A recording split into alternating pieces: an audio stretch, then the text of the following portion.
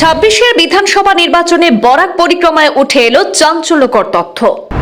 লবিকেন্দ্রিক রাজনীতির ধাক্কা সামনে উঠতে বরাকেও ধাক্কা খেতে পারে ক্ষমতাসীন শিবির। প্রার্থিত্ব কেন্দ্রিক সমস্যা মিটিয়ে উঠতে পারলেই জয়ের লড়াইতে নামতে হবে বিজেপিকেও। বরাকের ৩টি আসন নিয়ে সবচেয়ে বেশি মাথা ব্যথা হিমন্ত শিবিরের।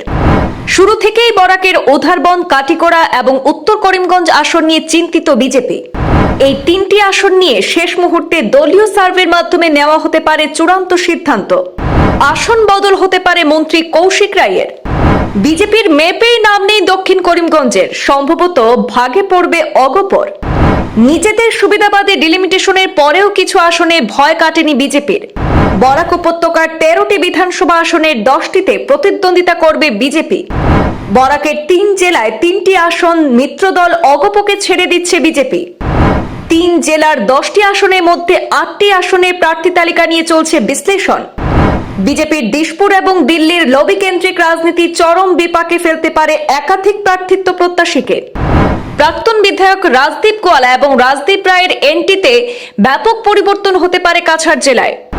শিলচর বিধানসভা আসনে বিজেপির প্রার্থী প্রত্যাশী বর্তমান বিধায়ক দীপায়ন চক্রবর্তী এবং প্রাক্তন সাংসদ রাজদীপ রায়। দিল্লিতে সুসম্পর্ক প্রাক্তন সাংসদ রাজদীপ রায়ের এবং মুখ্যমন্ত্রী ঘনিষ্ঠ দীপায়ন চক্রবর্তীকে নিয়ে রাজনৈতিক মহলে চলছে চুল ছেঁড়া বিশ্লেষণ। উধারবন বিধানসভা আসনে বিজেপির দাবিদার মিহির কান্তি সোম এবং লক্ষ্মীপুরের প্রাক্তন বিধায়ক রাজদীপ গোয়ালা।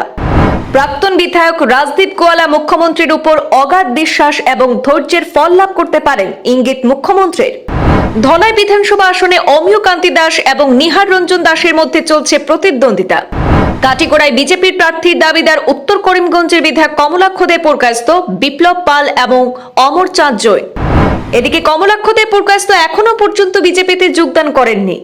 অপরদিকে বহিরাগত ইস্যুতে তপ্ত রয়েছে কাটিগড়ার রাজনীতি।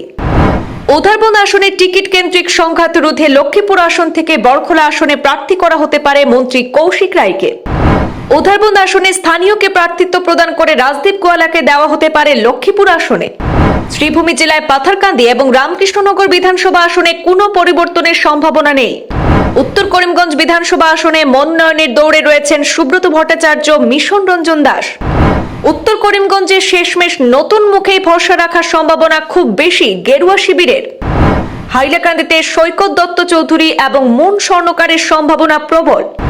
বরাকের উধারবন, কাটিগড়া এবং উত্তর করিমগঞ্জ আসন নিয়ে চিন্তিত রাজ্যিক নেতৃত্ব। এই 3টি আসন নিয়ে শেষ মুহূর্তে দলীয় সার্ভের মাধ্যমে নেওয়া হতে পারে সিদ্ধান্ত। এতে গুরুত্বপূর্ণ ভূমিকা লাভ করতে পারে বিজেপির লবি কেন্দ্রিক রাজনীতি।